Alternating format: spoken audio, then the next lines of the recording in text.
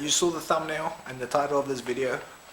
So yeah, I think we just need to go straight into it. I don't want to drag this video on for too long. So yeah, I'm gonna get into the video right now, and you also saw the previous clip. So story time.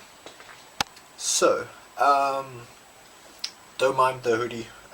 It's very cold. Well, it's a cold winter. But yeah, so this happened on, I believe, let me check. So it happened on the 21st of May, which was a Sunday. I was heading to a car meet actually.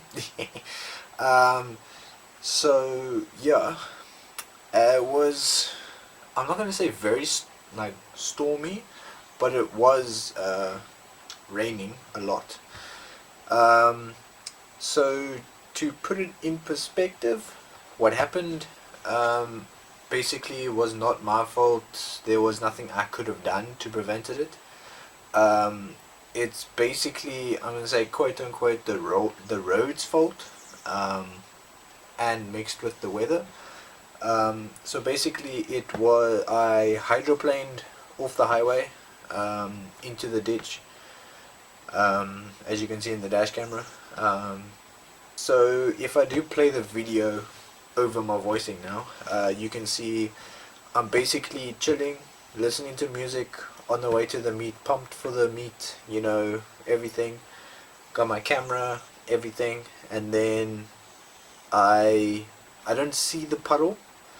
On the dash camera you can't see the puddle either, but I hit a puddle of water, and you can first see the car slip to the right, and then immediately fling to the left, and then I do catch the car, but then I forget to counter steer the other way from correcting the car the first time.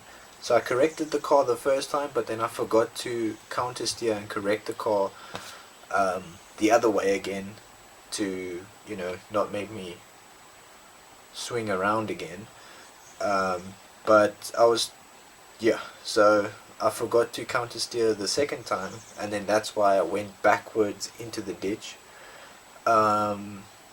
So yeah, it's, in the moment I was just thinking I don't want to crash, so I tried to save it as good as I possibly could, and I think I did save it a bit. I think I did save it as good as I could for the situation that I was in, basically.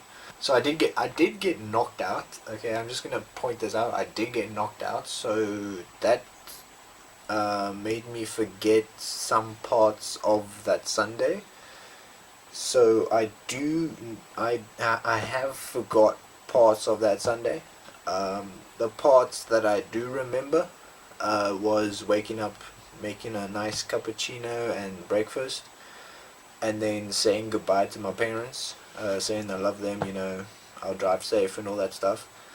And then the next thing I remember was driving on the highway and then starting to spin.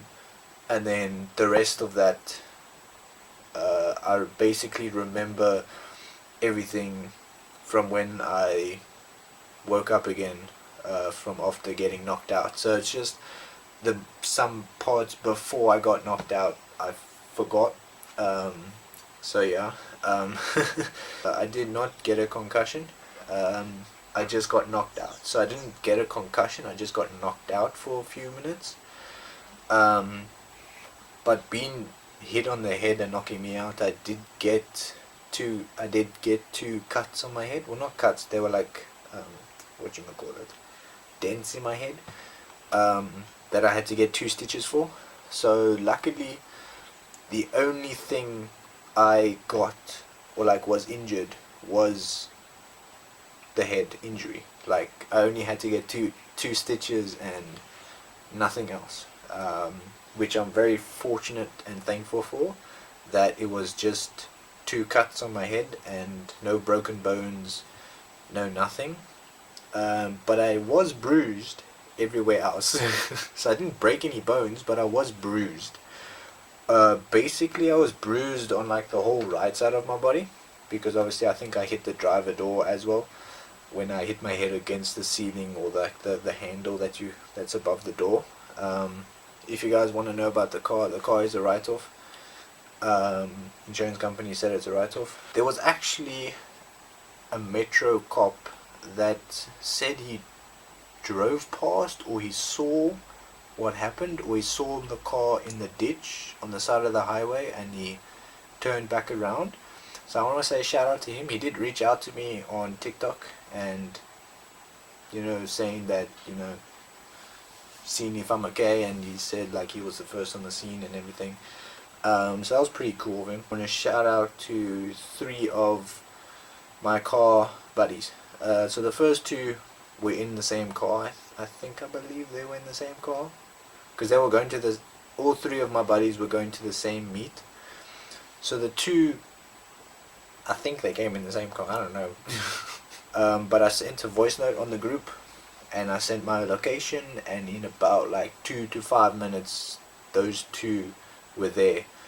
And yeah, just want to shout them out. They know who they are if they're watching this video. And then the other homie, my friend, messaged me like telling me he's at the meet and he's waiting for me, and that's about, I think, 5 minutes after, or like just after I crashed. And then I told him I've crashed, and he immediately said, am I good, and send him his location. So just hear me out. He was at the meet already, and now he's coming to me. So that's just like why I'm shouting him out as well, because he was already at the meet. So I just want to shout those three friends out that was there. The one friend, this one, that was at the meet, he actually, on the way home, because he actually also came to hospital with me, he followed the ambulance back to the hospital and was a real homie. On his way home, he actually drove past the accident, and they got the car out of the ditch, and he took 2 photos for me on the truck. My stitches are out my head. I went to the hospital to take them out 2 days ago, I believe. 2 or 3 days ago, I think. So how I felt in the moment was basically, I don't want to crash. I think I did mention this, I did. But in that moment, I felt like I didn't want to crash, like, because if I crashed, I knew my dad wouldn't have a car to get to work and stuff like that, because obviously we shared a car. And basically the whole way, like, I was telling my mom in the ambulance on the way to the hospital, I was just telling my mom, I'm sorry, like, I'm sorry, because I knew now my dad didn't have a car to get to work. And like, I honestly wasn't caring about myself at that point.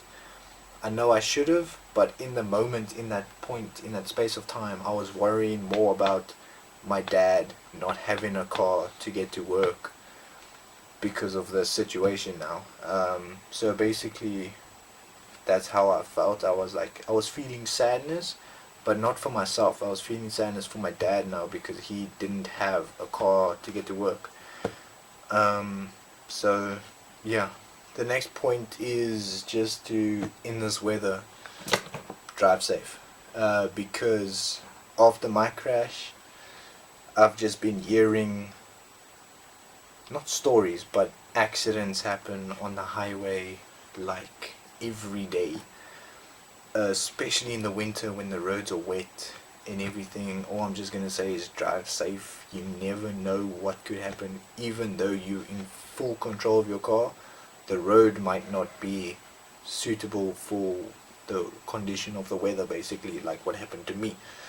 And then the last point, if you guys do have any other questions that you guys might have that I didn't think of, just pop them down below.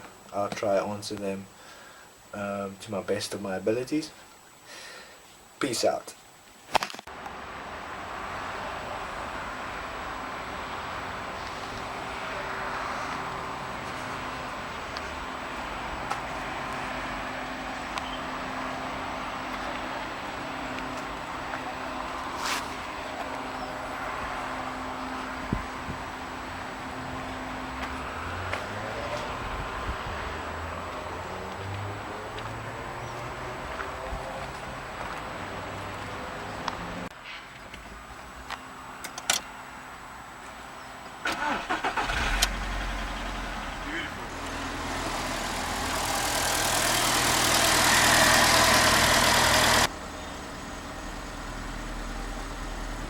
Yeah, how's it going? Nothing wrong with your gearbox and engine. Nah.